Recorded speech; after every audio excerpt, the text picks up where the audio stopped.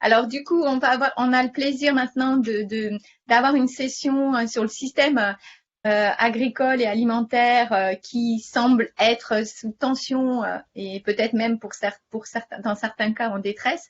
Et la première intervention donc de Marilyn Philippi, qui est économiste, professeure à Bordeaux Sciences Agro, sur les comportements des Français, des entreprises, de l'agriculture et de l'agroalimentaire. Et est-ce que finalement on aurait des changements et qu'est-ce que ça va nous dire sur notre société à venir? Donc, Marilyn, tu as la parole. Merci beaucoup, Lise. Merci André et Eric et la MSH pour l'organisation de ce workshop qui, je trouve, est vraiment très intéressant et puis aussi pour l'invitation. Alors, quel regard porter sur les systèmes agricoles et agroalimentaires à partir du comportement, je dirais, des Français? Et ce qui est certain, c'est que donc en fait, bon, j'ai mobilisé la littérature, mais je pense qu'on a tous, en fait, on est tous concernés parce qu'on a toute une expérience sur l'alimentation en temps de confinement, déconfinement, reconfinement, contrainte. Et donc, cette expérience à la fois d'achat, de modification des comportements, eh bien, ça nous amène aussi à réfléchir un petit peu sur le rôle de l'alimentation, sur cette question du système alimentaire. Et je dirais que la Covid a eu quand même comme effet de remettre l'alimentation comme un secteur, rappeler que c'est un secteur stratégique, c'est un secteur qui est très important parce que c'est un secteur qui bon ben n'était pas très enfin, on pensait que s'alimenter c'était pas très ça ne posait pas tant de problèmes que ça. Or si on regarde cette dimension-là, on s'est posé tout de suite la question de la souveraineté, la relocalisation de l'alimentation. Alors, par exemple, depuis 2000, eh bien, les importations alimentaires en France, elles ont augmenté de plus de 85% et nos exportations de plus de 55%, donc tout ça en volume. Donc, la moitié des fruits et légumes que nous consommons, un tiers des volailles et un quart du porc, actuellement en France, sont importés. Et donc, ça pose bien la question de la dépendance par rapport à l'extérieur. Et puis, deuxième caractéristique, ça a été également de souligner que l'alimentation avait une dimension santé, notamment ne serait-ce que parce que on a vu que les personnes en surpoids c'était un facteur de risque pour la Covid. Et donc ça, cette dimension-là, elle a été effectivement, elle nous a amené à nous poser des questions. Alors, je ferai rapidement un petit état des lieux de ce qui s'est passé pour aborder après l'enseignement ou les enseignements pour les questions pour la production, la consommation et les systèmes alimentaires, et puis regarder ces territoires, territoires en transition. Alors l'état des lieux du système alimentaire, je dirais, il y a 3 points, il y a 3 idées. D'une part, la première, c'est qu'en fait, il n'y a pas eu, en tout cas en France, il n'y a pas eu de rupture, il n'y a pas eu de crise sanitaire au sens où on n'a pas eu de maladies liées à l'impact du Covid sur les chaînes alimentaires. En revanche, ce qui est apparu très très rapidement et qui était conforme à ce qu'on a retrouvé dans la littérature, c'est qu'en fait, il y a eu un impact sur le revenu très fort, soit parce qu'il y a eu une perte d'emploi, soit parce qu'il y a eu des restrictions qui ont fait que on a perdu certains moyens de paiement. Donc, cette crise, elle est très importante. Et par exemple, la FAO signalait que la Covid, en fait, a ajouté 83 millions de personnes supplémentaires aux 132 millions de personnes qui sont sous-alimentées en 2020. Donc, on voit un impact très très fort et qui va avoir des conséquences, évidemment, sur les modes de consommation et sur les modes de production et de distribution. Alors, dresser cet état des lieux, c'est quelque part aussi se dire, finalement, on est dans une période confinement, reconfinement, déconfinement. Alors, si on a pu observer lors du premier confinement des comportements alimentaires qui se modifiaient et qui ont donné lieu, comme nous l'avons vu ce matin, avec des changements de comportement. En fait, on n'a pas eu de rupture dans les chaînes agroalimentaires. La continuité alimentaire, elle a été maintenue. Et donc ça a été un élément très très important parce qu'on a vu une organisation collective des filières se mettre en place avec, malgré l'arrêt, je dirais, de la restauration hors foyer, plus de cantines, et le développement du fait maison. Et cette petite photo, elle illustre justement qu'effectivement, on s'est rabattu sur certains produits parce qu'on mangeait à la maison, parce que les enfants mangeaient, etc. Donc, la Covid, pour ça, elle a été un révélateur du fonctionnement. Et je dirais que elle se fait sur un système alimentaire global qui, avant Covid, était déjà sous contrainte. L'OCDE, Rabobank, la FAO nous signalent bien qu'on est dans les objectifs d'atteinte de l'agenda 2030, les objectifs de développement durable, et donc on est sur cet effet-là. Par contre, en France, la consommation, l'effet Covid a été moindre sur la consommation parce qu'on a eu des mesures de politique publique qui ont été tout de suite et très fortes. Donc ça, effectivement, ça a été un effet, un élément sur lequel on va faut avoir en tête parce que ça va jouer. Pourquoi ça va jouer? Parce que en fait, on va avoir une modification des produits consommés. On va avoir des produits, on va chercher du produit local, on va chercher à se réassurer, on va chercher du bio. Et ça a été une demande qui a été très forte. On va chercher à faire du lien. Et avec le fait maison, on va reapprendre un peu cette dimension d'aliments culturels. Et les tendances consommation qui ont été observées lors du premier confinement et lors du déconfinement par les différents instituts, ça a été de montrer qu'on était sur un monde d'après, on s'interrogeait si on allait revenir ou pas à une consommation plus traditionnelle. Ce qu'on a vu arriver, c'est également la modification des circuits de distribution avec un arrêt de la consommation en hypermarché. Je ne reviendrai pas sur cette dimension-là parce que je trouvais que ce matin, c'était bien expliqué avec une recherche des magasins de proximité. Mais en même temps, la Covid a joué vraiment comme un accélérateur parce qu'on voit le développement de l'e-commerce, du drive, du paiement mobile. Et ces modifications du comportement des consommateurs, elles interrogent sur finalement qu'est-ce qui va rester après. On a vu des producteurs très rapidement se mobiliser pour avoir un accès marché, créer une plateforme, créer un drive et après le confinement, perdre leurs clients et donc se retrouver dans des situations où finalement il n'y avait pas de pérennité de l'organisation de leur mise en marché. Ensuite, maintenant, on a un peu le recul suite au premier confinement. L'Observatoire, par exemple, du Crédit Agricole, qui a publié hier les chiffres sur le secteur agroalimentaire, eh bien, disait qu'en fait, si au premier confinement, on avait une augmentation très importante de la demande de produits bio, eh bien, en fait, au deuxième confinement, c'était plus la tendance consommation était revenue un peu plus à la normale. Donc, on voit des comportements de consommateurs qui ont des tendances, et ces tendances-là, elles vont être plus ou moins fluctuantes. Et donc, toujours la question, c'est finalement, qu'est-ce qui va rester et qu'est-ce qui va perdurer dans les habitudes de consommation. Alors, si on regarde du côté des coopératives agricoles, plutôt le côté productif, pourquoi les coopératives agricoles? Parce que c'est trois agriculteurs sur 4 et une marque alimentaire sur 3. Donc, c'est je pense, un bon indicateur de la façon dont les filières ont réagi. Eh bien, on se rend compte que ces filières-là, elles ont tenu. Elles ont assuré une continuité alimentaire, on pourrait dire, dans la mesure où elles ont travaillé à ce qu'il n'y ait pas de rupture. Mais en même temps, on a fermeture des marchés. Par exemple, la filière viticole a été fortement impactée parce qu'évidemment, les ventes ont chuté de 60% à l'export.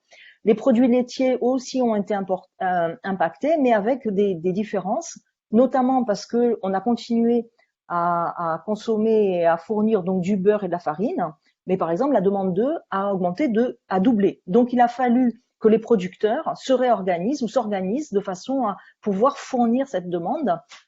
Pour la demande des volailles ou des fruits et légumes, eh bien on a des variations de plus 20 ou 30%. La filière horticole, par contre, a fermé quasiment, où en fait, donc les fleurs coupées ont été fortement impactées, et ainsi de suite. On voit que selon les filières, on va avoir un impact qui va être différent et qui va avoir des conséquences très importantes sur les territoires. Donc globalement, les prix des produits coopératifs, eux, ont été plutôt stables. Et ce qu'il faut retenir peut-être de ce premier confinement, c'est qu'en fait, on a une organisation collective à la fois qui a bien fonctionné, mais à la fois qui sort renforcé et qui va finalement dans un peu la logique de la loi Egalim sur le renforcement du collectif. Alors juste un petit peu ce petit tableau pour juste montrer un petit peu l'impact des prévisions de perte d'activité au niveau du secteur agroalimentaire. C'est un secteur qui est résilient, mais il y a des pertes. On le voit notamment sur l'hôtellerie-restauration et c'est pas négligeable sur l'ensemble. Alors, c'est résilient, mais suite au deuxième confinement, ce qu'on peut dire, c'est qu'effectivement, on va distinguer des filières qui sont orientées restauration hors foyer, export, et des filières qui sont peut-être plus locales ou localisées. Si on prend par exemple la production de fromage AOP, eh bien on sait que ces productions ont été fortement impactées, notamment parce qu'on a préféré consommer des produits qui étaient emballés pour la sécurité pensée alimentaire, et donc on a une perte de valeur très importante sur ce type de filière. Mais par exemple, on a également eu un impact fort sur les boissons comme le vin, comme le champagne, ou sur les produits comme le foie gras. Et ces disparités entre filières, évidemment, elles s'opèrent aussi dans un environnement qui est très impacté. Prends l'exemple du foie gras, on a une grippe aviaire, donc là encore des problèmes au niveau de la production et donc une perte finalement des marges très importante. Parce que si le report des produits de la restauration hors foyer s'est fait sur la distribution alimentaire, en fait, les marges ne sont pas les mêmes et donc, encore une fois, les producteurs vont être dans une situation difficile. Ensuite, on a aussi une hausse des coûts, et ça, c'est les coûts logistiques et sanitaires qui sont liés à la mise en œuvre du Covid, c'est-à-dire que les coopératives, par exemple, ou les transformateurs ont maintenu leurs équipes en place pour produire et pour continuer à fournir de l'alimentation et de la transformation, mais en même temps, ça a eu un coût, et donc, en fait, on estime à 1% du chiffre d'affaires l'impact sur le coût. Et des impacts négatifs à venir sur la capacité d'investissement. Et pourquoi le rappeler ou le signaler? C'est tout simplement parce que ça va avoir une pression sur les prix. Cette pression sur les prix, elle va être terrible parce que les consommateurs ayant aussi un pouvoir d'achat diminuant, on va se retrouver dans un espèce d'effet ciseau où on va vouloir un aliment plus sûr, sain, local, qui est plus cher, mais qui en même temps ne va avoir du mal à trouver un consommateur qui lui veut cela, mais ne peut pas forcément le payer. Et donc on anticipe des opérations de concentration. Je ne parle pas de l'annonce de la reprise soufflée par InVivo, mais effectivement, on va avoir une concentration dans les filières. Alors, quels enseignements de ces fluctuations liées à la Covid? Eh bien, d'abord, une crise qui impacte l'offre et la demande. Et ça, c'est très, très important parce qu'elle accroît les inégalités économiques et sociales. Et puis, elle augmente la précarisation, plus 114, par exemple, d'aide alimentaire en Italie, selon Caritas pour 2020. Donc, on voit une dégradation du pouvoir d'achat qui est très forte. Et en même temps, la Covid a joué vraiment comme un accélérateur des transitions. Alors, si avant Covid, évidemment, on parlait de œuvrer contre le gaspillage, la mise en œuvre de la responsabilité sociétale des entreprises, d'avoir des achats responsables, etc. Là, avec le Covid, les études montrent qu'en fait, c'est encore plus prégnant. L'usage du numérique, la transition numérique, on l'a vu, le e-commerce, la plateformisation, à aujourd'hui, c'est une tendance qui restera, peut-être pas au même niveau, mais de la même façon. Si on prend la filière horticole, on voit bien que le recours à la vente en ligne est un moyen de retrouver un accès marché. Et puis, une transition qui va aussi s'accélérer, c'est la recherche de sécurisation tout au long de la filière. Et cette sécurisation, elle va passer à la fois par des phénomènes peut-être de blockchain, mais essayer à la fois de tracer et de sécuriser et de rendre confiance entre les différents opérateurs, des opérateurs qui ne se résument pas aux producteurs et aux consommateurs, comme on va le voir.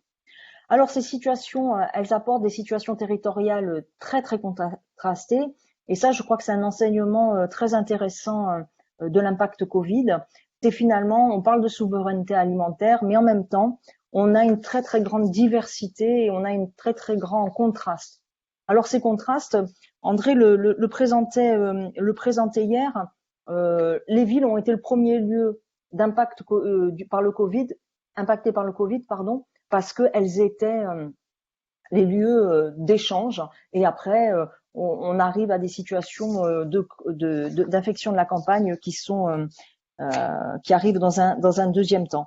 Et pourtant, les inégalités inter- et intra-territoires ne se déroulent pas de la même façon. Effectivement, dans les villes, on a vu se recomposer les sources d'approvisionnement, les circuits, les plateformes, la livraison, mais aussi dans les campagnes, on a pu voir que se développaient des circuits courts, des épiceries solidaires, la prise en compte aussi d'un certain décalage entre le lieu de production et de consommation. Donc, ça a souligné le développement d'inégalités intraterritoriales. Et ça, c'est quelque chose qui se renforce très, très fortement et qui repose bien la façon dont on appréhende la souveraineté alimentaire au niveau des territoires. Deuxième point, c'est qu'effectivement, on a pu voir apparaître aussi une opposition producteurs et consommateurs. Alors évidemment, les consommateurs, je le disais, perte de revenus, pardon, mais en même temps gain de temps parce que on a moins de déplacements, parce que on n'est plus confiné à la maison. Et les producteurs, eux, se sont pris entre des filières longues où en fait on va avoir une recherche à la fois de trouver de la main d'œuvre pour assurer la production, mais aussi trouver des nouveaux marchés et réorganiser ces marchés. Et ce qu'on voit apparaître, c'est peut-être une combinaison et non pas une opposition entre filières longues et filières courtes, où on va chercher à trouver des débouchés, et ces débouchés vont mettre en évidence l'importance à la fois de la logistique, qui joue très fortement pour permettre l'approvisionnement et l'acheminement, mais aussi la transformation et la restauration hors foyer. Donc vraiment deux éléments avec les cantines scolaires qui vont montrer que sur la souveraineté alimentaire dans les territoires, on va avoir une réorganisation un petit peu des choses. Donc quelle capacité finalement pour nos territoires à nous nourrir eh bien, je dirais que nos systèmes alimentaires, en fait, ils sont face à un paradoxe entre ce qui est rêvé et ce qui est concret. On a une perte de sens, on le voit bien, entre finalement, c'est quoi un aliment, quelle est la valeur d'un aliment, combien coûte un aliment. Ça, le consommateur ne le perçoit plus vraiment. Donc, il y a une distanciation sociale qui s'installe, mais à la fois sur la distance physique des biens et des personnes, hein, des chaînes de production qui se sont fortement complexifiées et allongées, et puis aussi une distance cognitive avec la perte de repères. Ce point, en fait, il renforce le côté paradoxal parce que on a un accroissement des inégalités avec une précarisation qui vont vraiment mettre en situation critique entre on cherche à manger mieux, plus sain, mais en même temps toujours moins cher. Et ça, rendre les produits locaux à des prix compétitifs et accessibles au plus grand nombre, eh bien, c'est un défi qui est posé non seulement aux producteurs, mais aussi à tous les acteurs des filières, y compris aux collectivités locales. Alors, est-ce que l'histoire, elle se répète? Est-ce qu'on retournera au monde d'après, d'avant? Qu'est-ce qu'on peut mettre en place pour renforcer les résiliences ou les transitions? Eh bien, ce qui semble à la lecture avec l'analyse de la littérature, ce qu'on voit, c'est qu'en fait, le concept de proximité, les proximités restent des outils tout à fait pertinents d'analyse des interactions localisées. À la fois parce que ça va permettre de raisonner collectivement au niveau des territoires.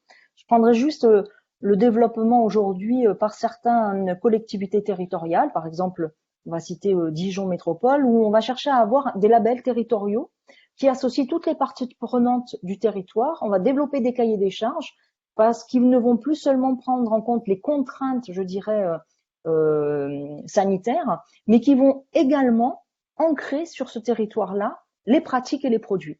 Et donc, c'est une autre façon d'appréhender collectivement, au niveau des territoires, ces interactions autour de la valorisation des produits. Mais c'est également repenser la création de valeur. Tout à l'heure, je le disais, finalement, on ne sait plus trop ce qu'est la valeur d'un aliment, le prix d'un produit, qu'est-ce qu'il retrace. Eh bien, on va avoir progressivement des aliments ou de la valeur qui va être créée non pas seulement par le produit intrinsèque, mais également parce qu'il a une valeur environnementale, parce qu'il va respecter la biodiversité, parce qu'on va être dans une économie décarbonisée. Donc, tous ces éléments-là vont faire que finalement, la création de valeur, elle va prendre différentes dimensions et ça sera peut-être plus complexe pour établir le prix d'un produit. Et en tout cas, ce prix d'un produit, il sera également réalisé au niveau du collectif.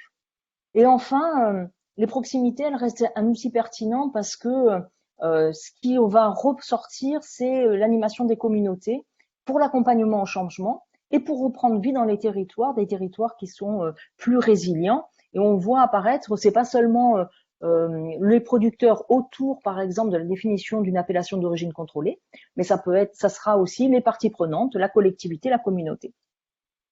Alors, je vois que le temps passe. Je dirais tout simplement que les territoires aujourd'hui sont des lieux de recomposition, de gouvernance. On renforce les dimensions d'open innovation comme on a pu le voir par le passé.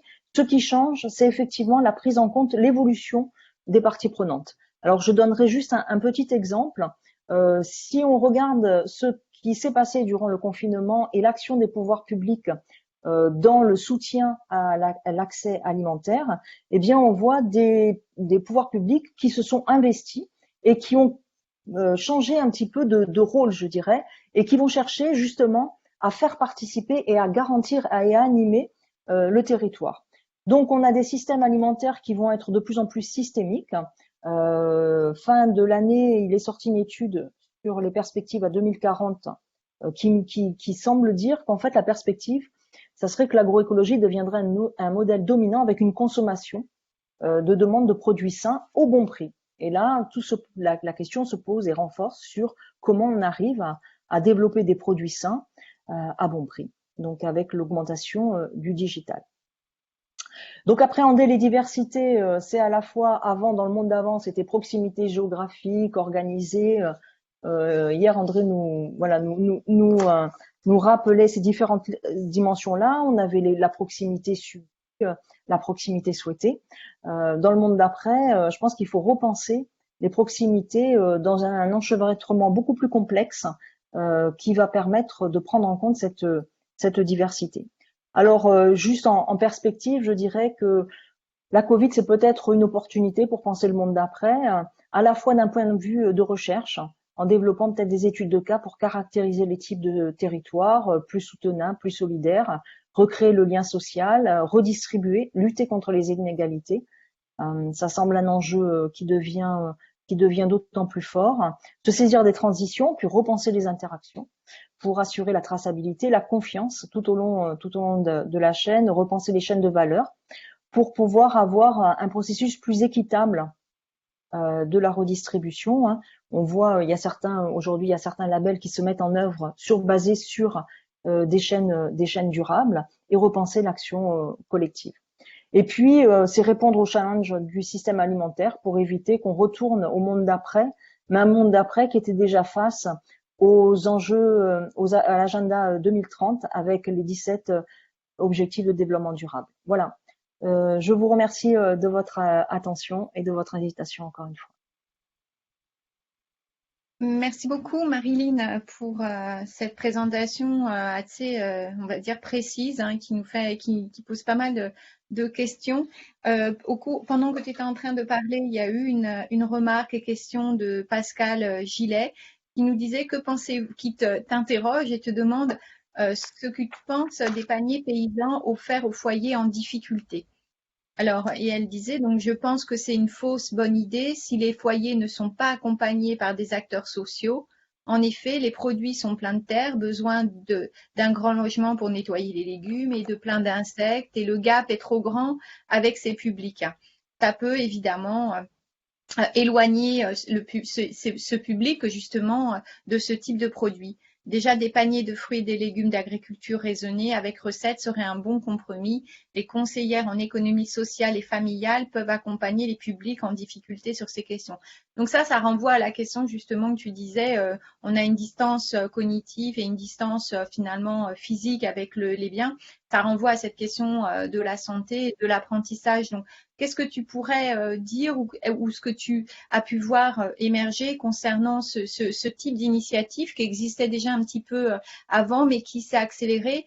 Et globalement, on peut voir quand même que au Resto du Cœur, par exemple, ou au Secours populaire, la distribution des paniers, finalement, il y a une attention qui est portée beaucoup plus aux fruits et légumes de saison. Voilà. Donc, est-ce que toi, dans tes travaux, tu peux nous affiner ça parce que nous, on n'a pas forcément bien l'information là-dessus. Et si tu le vois émerger comme une vraie, un enjeu finalement ou un défi pour sociétal quelque part. Ouais, c'est un enjeu. Merci beaucoup. Alors, merci pour la question qui est très complète en fait. Donc, je la relirai à tête reposée. Je ferai peut-être un commentaire plus détaillé. Mais ce qui est certain, c'est qu'en fait, il y a deux choses qui vont jouer.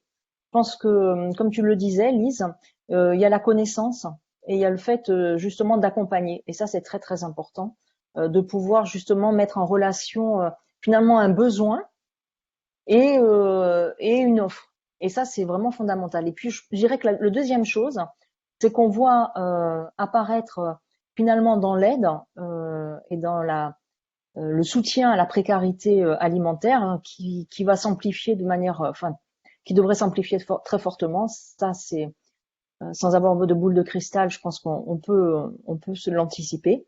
Eh bien, on va avoir des nouveaux opérateurs ou des opérateurs qui vont changer, peut-être, qui vont évoluer dans leurs fonctions et qui donc finalement vont faire peut-être une action de soutien et d'accompagnement. Et là aussi, on le voit j'ai pas réussi à retrouver le tableau, mais par exemple, je crois que c'est Bordeaux Métropole qui, lors du premier confinement, n'avait pas d'action de soutien particulière. Et puis, en fait, c'est très impliqué lors de la dernière semaine. Donc, on voit aussi une étude en dynamique ou une évolution en dynamique pour faire face aux besoins. Donc voilà, je pense qu'il y a cette dimension-là aussi qui joue, c'est-à-dire d'abord, travailler à l'accompagnement pour bien mettre en phase offre et demande, et deux, regarder au niveau des écosystèmes, et c'est pour ça que le travail sur les territoires est intéressant, comment les acteurs peuvent se recomposer pour répondre aux besoins et pour se coordonner face à ces défis. Enfin, je ne sais pas si je réponds à la question, mais je le relirai Oui, mais je pense que tu réponds à la avec question. intérêt. Il y a une autre marque de Pascal, le Floc, c'est ça, André? J'imagine, il a rien dit, donc c'est bon. Et qui nous dit rendre les produits locaux compétitifs peut justifier des politiques de soutien. Mais comment rendre compatible cela avec le droit de la concurrence? Ah, ça, c'est une vraie question. Ouais, ça c'est Pour une une vraie question. économiste, hein, il a bien fait de te poser cette question. C'est une vraie question. Merci beaucoup. Hein.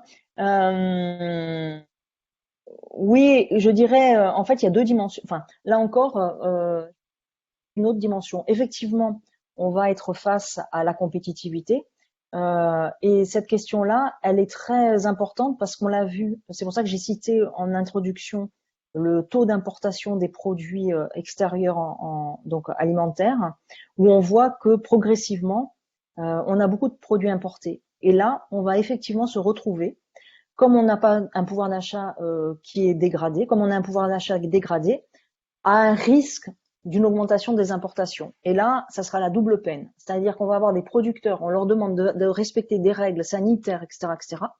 Et puis, en fait, ils trouveront pas forcément preneurs de leurs produits, alors qu'on va avoir des produits, je pense par exemple aux volailles au Brésil, ou qui consomment des OGM, ou qui ne respectent pas du tout la réglementation française, qui eux, vont trouver preneurs parce que leurs prix seront là. Donc ça, c'est la première des choses.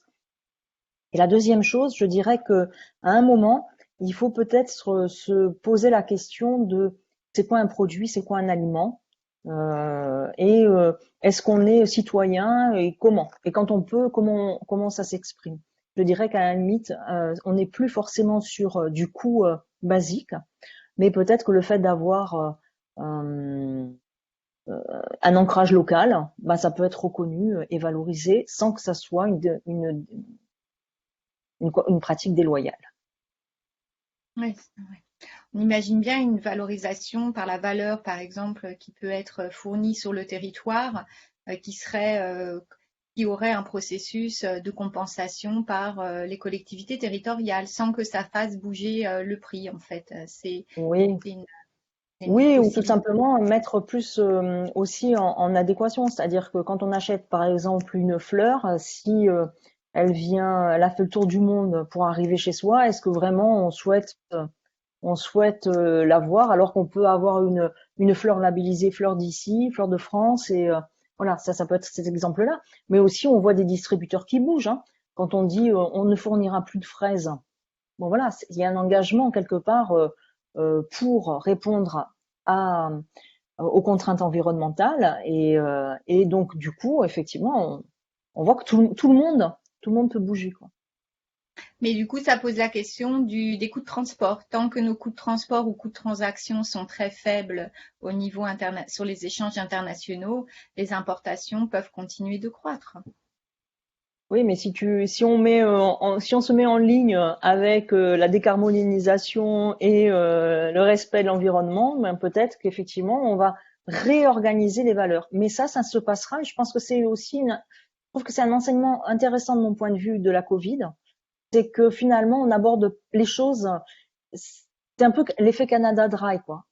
C'est de l'alcool, mais c'est pas de l'alcool, quoi. C'est-à-dire qu'aujourd'hui il nous faut regarder du développement territorialisé, comme on l'a fait précédemment, mais il y a une dimension qui est différente et qui va nécessiter d'autres outils pour analyser les interactions et les interdépendances et montrer cette création de valeur sur le territoire.